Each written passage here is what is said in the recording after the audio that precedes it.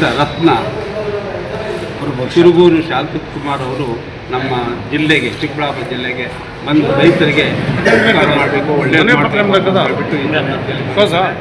ಅದಕ್ಕಾಗಿ ಅವರೆಲ್ಲ ನಮಗೆಲ್ಲನೂ ಕಿವಿ ಮಾತು ಹೇಳಿದರು. ಯಾಕೆ ಅಂತಂದರೆ ಇಲ್ಲಿ ಜಿಲ್ಲೆ ಆಗ್ಬೋದು, ತಾಲೂಕು ಆಗ್ಬೋದು, ಪ್ರತಿಯೊಬ್ಬರೂ ರೈತರು ಭಾಳ ತೊಂದರೆ ಆಗ್ತಾಯಿದೆ. ಅದರಿಂದ ಕೆಲವು ಆರ್ಡರ್ಗಳು ಮಾಡ್ತಾ ಇದ್ದಾರೆ. ಆ ಆರ್ಡರ್ಗಳನ್ನ ನಿಷೇಧಿಸಿ ರೈತರಿಗೆ ಏನೇನು ಸೌಕರ್ಯ ಇದೆ ಆ ಆರ್ಡರ್ಗಳು ಮಾಡಬೇಕೇ ಹೊರತು ಬೇರೆ ಆರ್ಡರ್ಗಳು ಮಾಡಬಾರ್ದು. ಇನ್ನು ಕೆಲವರು ಯಾರೋ ಬಂದ್ಬಿಟ್ಟು ಇದು ನನ್ನ ಆಸ್ತಿ, ನಾನು ದೊಡ್ಡಪ್ಪನ ಮಗ, ನನ್ನ ಚಿಕ್ಕಪ್ಪನ ಮಗ, ತಂದೆಗೆ ಮಕ್ಕಳಿಲ್ಲದೆ ಇದ್ರೂ ನಾನು ದೊಡ್ಡಪ್ಪನ ಮಗ ದತ್ತಕ್ಕೆ ತೊಗೊಂಡಿದ್ದೀನಿ ಅಂತ ಹೇಳ್ಬಿಟ್ಟು ಕೆಲವೆಲ್ಲ ಹೇಳ್ತಾಯಿದ್ರು. ಅದನ್ನೆಲ್ಲ ನಿಲ್ಲಿಸ್ಬಿಟ್ಟು ಅದು ಯಾವುದೂ ಇರೋಲ್ಲ, ಅವ್ರಿಗೇನು ಹುಟ್ಟಿದ್ದಾರೆ ಅದನ್ನು ಮಾತ್ರ ಅವರು ಕಳಿಸಿ ಅದಕ್ಕಾಗಿ ಇರ್ತಕ್ಕಂಥ ಅಂಶಗಳನ್ನು ತುಪ್ಪಿ ಅವ್ರಿಗೊಂದು PTCL ಕಾಯ್ದೆಗೆ ಆರ್ಡರ್ ಮಾಡಿಬಿಟ್ಟು ಕೊಟ್ಟು ಅವ್ರನ್ನ ರೈತರನ್ನ ಉದ್ಧಾರ ಮಾಡಬೇಕು ಅಂತ ಈ ಸಂದರ್ಭದಲ್ಲಿ ಕೇಳ್ಕೊಳ್ತೀನಿ.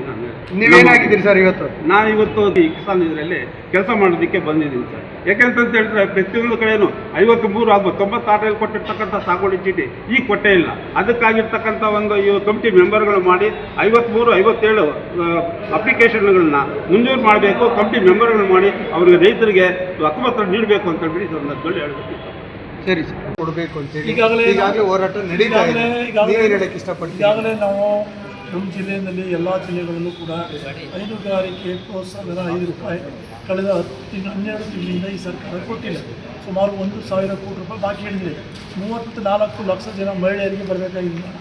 ಅದನ್ನು ಇಮ್ಮಿಡಿಯೇಟಾಗಿ ಕೊಡಬೇಕು ಅಂತೇಳಿ ಮೊನ್ನೆ ಚಾಮರಾಜನಗರದಲ್ಲಿ ಪತ್ರಿಕಾಗೋಷ್ಠಿ ಮಾಡಿ ನೀವು ಮೊದಲು ಸಂಪುಟ ಸಚಿವ ಚಾಮರಾಜನಗರ ಜಿಲ್ಲೆಯ ಮಹದೇಶ್ವರ ಬೆಟ್ಟದಲ್ಲಿ ಸಚಿವ ಸಂಪುಟದ ಸಭೆ ಮೊದಲು ನೀವು ಹಣವನ್ನು ಬಿಡುಗಡೆ ಮಾಡಬೇಕು ಗೌರವಯುತವಾಗಿ.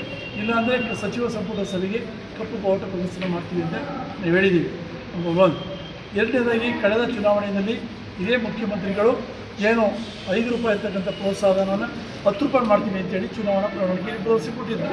ಆ ಭರವಸೆಯನ್ನು ಈಡೇರಿಸುವಂಥ ಕೆಲಸವನ್ನು ಈ ಬಜೆಟಲ್ಲಿ ಮಾಡಬೇಕು ಅನ್ನುವಂಥ ಒತ್ತಾಯವನ್ನು ಮುಖ್ಯಮಂತ್ರಿಗಳಿಗೆ ತರ್ತಾ ಇದೆ.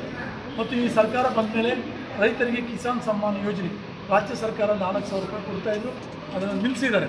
ಅದನ್ನು ಕೂಡ ಕೊಡುವಂಥ ಕೆಲಸವನ್ನು ಮಾಡಬೇಕು ಅನ್ನುವಂಥ ಒತ್ತಾಯವನ್ನು